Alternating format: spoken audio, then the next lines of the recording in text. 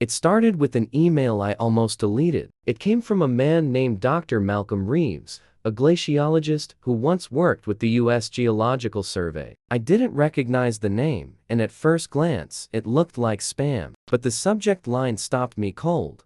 McMurdo Station cover-up. Please read. Urgent.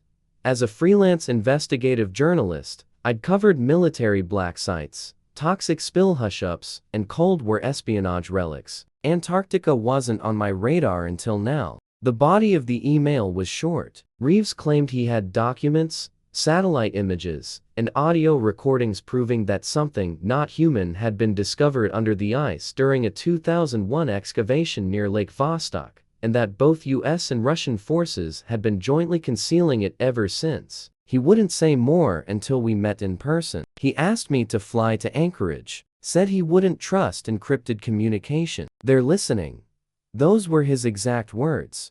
I flew out 2 days later. Reeves looked older than his 54 years, frail, paranoid, chain smoking inside his cluttered cabin in the woods. He handed me a box of drives, tapes, and photos. Don't trust anyone, he said, his voice shaking. Not even me. That night, he died of an apparent heart attack. The local police shrugged it off. I didn't. He'd warned me, if I die suddenly, it wasn't natural. I took the box back to my motel, double-locked the door, and began to sort through the materials. Some of it was gibberish scientific reports on magnetic anomalies, seismic activity charts. But then I found it.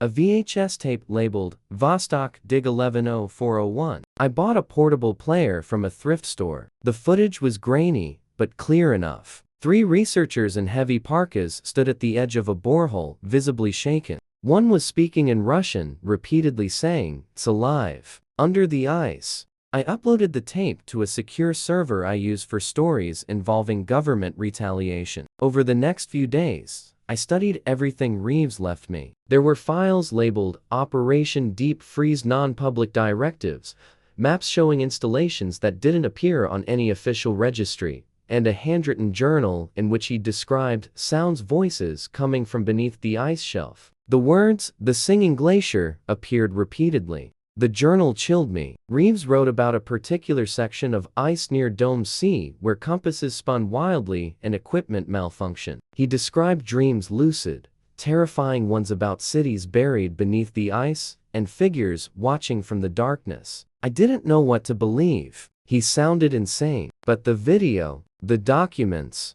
they were real, or at least, real enough to raise serious questions. My contact at NOAA confirmed off record that a no-fly zone exists over parts of East Antarctica, due to research hazards, but he called it containment protocol. When I pressed him, he cut the call. A week later, he emailed a resignation notice. No forwarding address. My editor thought I was losing it. "You really want to chase frozen aliens under the South Pole?" He scoffed. But when I told him about the encrypted files labeled NORAD, Project IG-22, he got quiet. I never said anything about NORAD. That's when I realized someone was monitoring my communications. I needed to see it for myself. I cashed out half my savings and used Reeves' contacts, climbers, ex-contractors, to put together a civilian trip disguised as an environmental documentary. We were granted limited access to an outer perimeter research zone through a shell company that had permits for climate studies. My cameraman, Luis, and I flew out in January.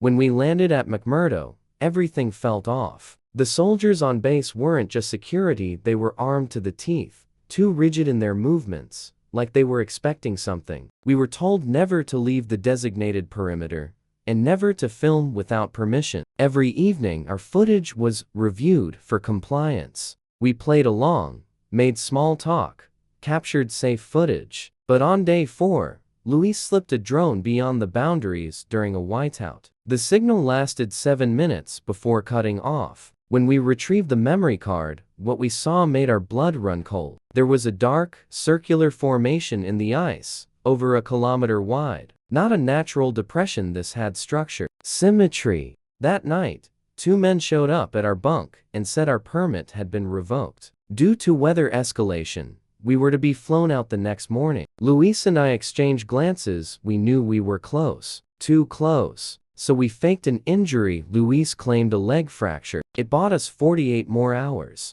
With the help of a sympathetic Chilean researcher, we got coordinates for the area in the footage. At AM, we stole a snowcat and drove straight into the frozen darkness. I can't explain it, but something felt wrong the moment we left the main compound. Like the air itself grew heavier, thicker. After 6 hours, our GPS began to glitch. Our compasses spun. Then, we saw at the edge of a massive crevice, perfectly circular. We descended on foot. The ice groaned beneath us. It wasn't just a hole, it was an entrance. Carved. Geometrically impossible. Someone had built this. Inside, the walls glowed faintly blue. Not from light, some kind of bioluminescent material embedded in the ice. Symbols were etched everywhere, cuneiform-like, but unfamiliar. We found what looked like a tunnel descending deeper into the glacier. Luis wanted to go back. I didn't blame him, but something pulled me forward. We descended the tunnel with only our headlamps, which flickered intermittently. It felt like we were moving through something organic, like the walls breathed ever so slightly, contracting with the temperature. Luis whispered that he heard voices. I told him it was the wind, but deep down, I'd heard them too, soft, layered, not in any language I recognized. A low, harmonic resonance that vibrated inside my chest. The tunnel led us to a vast cavern. I swear it was the size of a stadium. The roof arched like the ribcage of some ancient beast. And at the center was a structure, not ice, not rock, something metallic, but smooth like glass. It rose out of the glacier floor, domed and unblemished, with a single seam down the center. No markings, no entry point, but it hummed, barely audible, but unmistakably alive.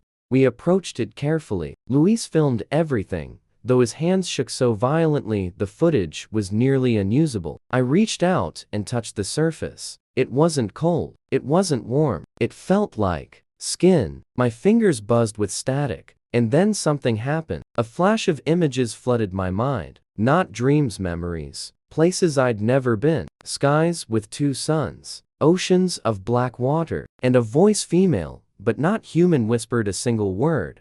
Remember. I collapsed. Luis pulled me back, panicked. I was out for maybe 5 minutes. When I came to, I couldn't speak. My throat felt constricted, like something had been placed inside me. We argued about what to do next, but we both knew we couldn't stay. We left a camera behind, mounted on a tripod, and marked our trail back with fluorescent rope. The hike back was silent, heavy with unspoken fear. Back at McMurdo, the station was in chaos. Emergency sirens blared. All comms were down. A drill, they said, but no one seemed calm. Soldiers were running in formation, packing crates marked with black insignias I'd never seen before, triangles within circles. Luis tried to upload the footage. We couldn't. Our drives had been remotely wiped. Mine too. Only the memory card from the drone survived, buried in my parka's lining.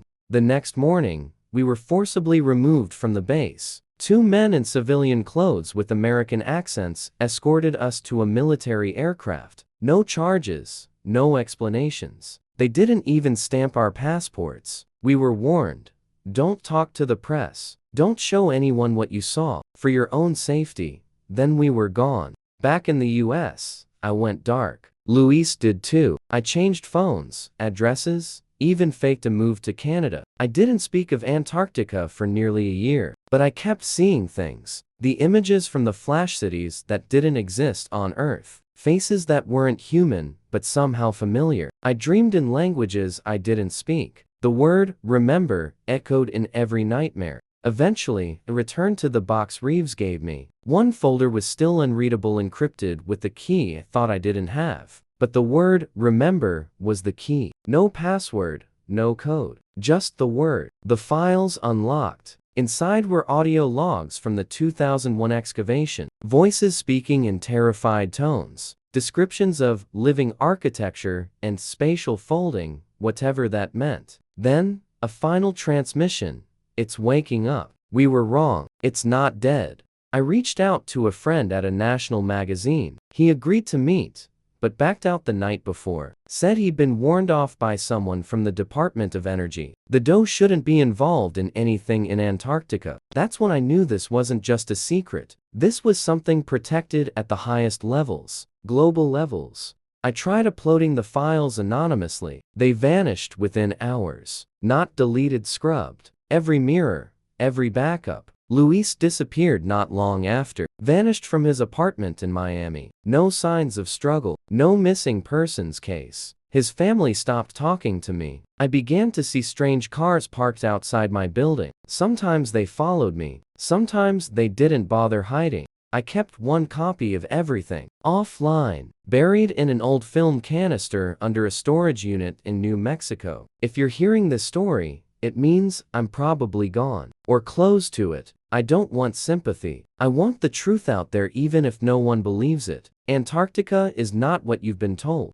Do I think it was alien? Not exactly. I think it's older, much older, maybe even native. Not to the planet, but to what the planet used to be. Before us. Before everything. The ice isn't hiding it. The ice is containing it. That's why the military is there. That's why there are no satellites allowed over certain zones. Why weather balloons go missing. Why even NASA won't talk about what's beneath the ice. There's more. The journal Reeves left me had a final entry I somehow missed. It was scrawled in the margins, almost an afterthought. The structures are growing.